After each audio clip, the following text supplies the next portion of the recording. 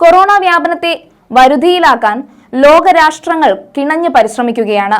Covid vaccine ഇതിന് വലിയ പങ്ക് വഹിക്കുന്നു എങ്കിലും ഏറെ നാളായുള്ള ആശങ്കകൾക്ക് വിരാമം കുറിച്ച് പുതിയ കണ്ടുപിടുത്തവുമായി UAE.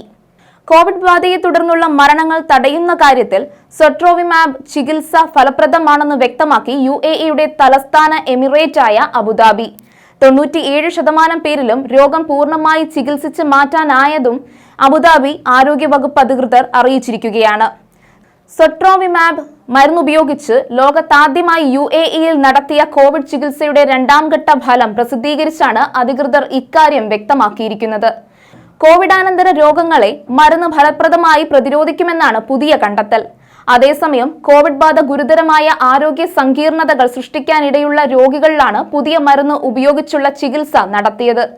അബുദാബി ആരോഗ്യ വകുപ്പിന്റെയും ദുബായ് ഹെൽത്ത് അതോറിറ്റിയുടെയും സഹകരണത്തോടെ ജൂൺ 30 മുതൽ ജൂലൈ 13 വരെ നടത്തിയ ചികിത്സയുടെ ഫലമാണ് UAE ആരോഗ്യ പ്രതിരോധ മന്ത്രാലയം ഇപ്പോൾ അറിയിച്ചിരിക്കുന്നത്.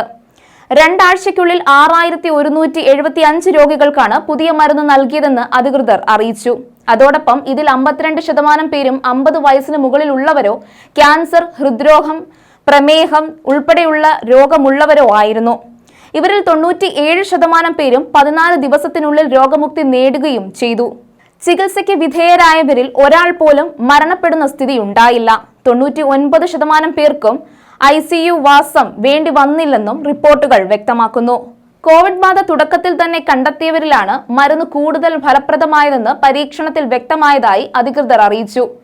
സൊട്രോവിമാബ് മരുന്നിന് അനുമതി നൽകിയ ലോകത്തെ ആദ്യ രാജ്യമാണ് UAE. മുതിർന്നവർ, ഗർഭിണികൾ, 12 വയസ്സിന് മുകളിലുള്ള കുട്ടികൾ എന്നിവരിൽ കോവിഡ് ഗുരുതരമാകാൻ ഇടയുള്ളവർക്കാണ് സൊട്രോവിമാബ് നൽകുന്നത്.